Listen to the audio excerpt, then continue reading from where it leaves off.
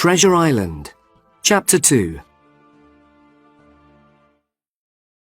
I could see the road from where we were hiding, and soon I saw 8 men. One of them was the blind man.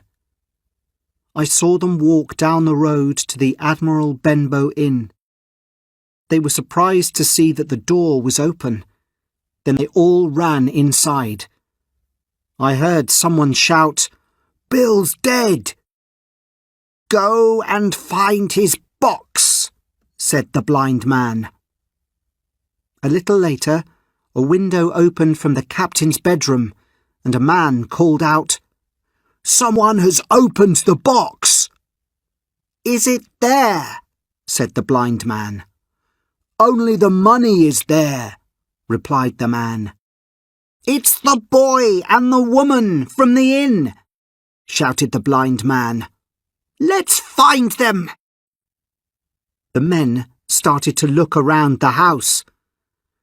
"If you find it, you'll all be rich," said the blind man.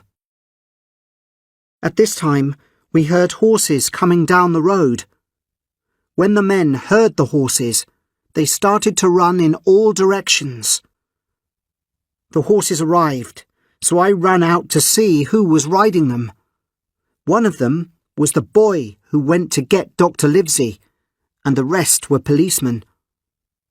2 men took my mother to the village, where she soon felt better, and the others tried to catch the men. But it was too late. We heard that they escaped on a boat. I returned to the Admiral Benbow with the police. "What did they want?"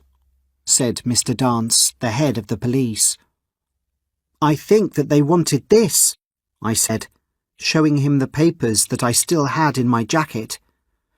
"I'd like to take them to Dr. Livesey." "That's a good idea," said Mr. Dance. "He's a magistrate as well as a doctor. He'll know what to do. I'll come with you."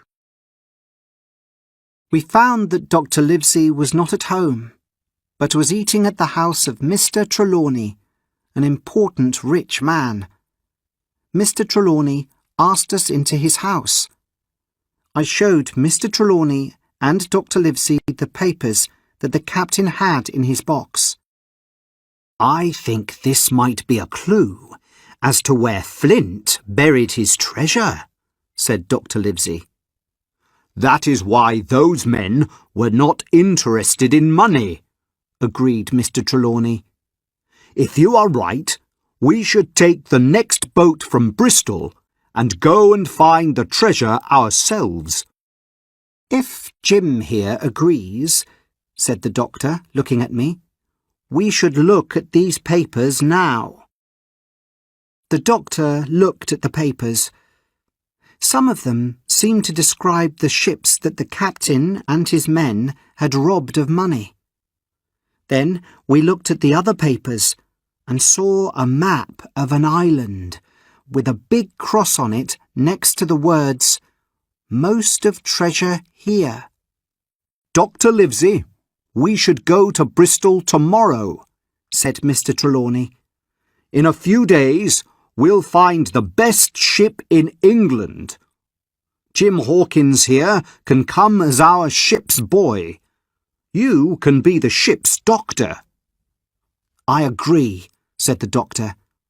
"But those men who tried to find the map will now be looking for us. We are not safe anymore. We must not tell anyone else what we know." It took us longer than we thought to be ready to leave England. While Mr. Trelawney prepared for the journey in Bristol, I stayed at Mr. Trelawney's house with his servant Redruth and spent hours studying the map, thinking about the treasure that we might find. One day, a letter was sent to me from Mr. Trelawney. It said that a good man called Blandley had a ship called the Hispaniola for us. Trelawney said that he had found a crew ready to work on it. The crew included a man called Long John Silver, who had lost a leg but was a good cook. Silver also knew other men who would join us. Trelawney said that everyone was excited by the thought of the treasure. I was surprised by this, as I thought we had to keep the news of the treasure a secret.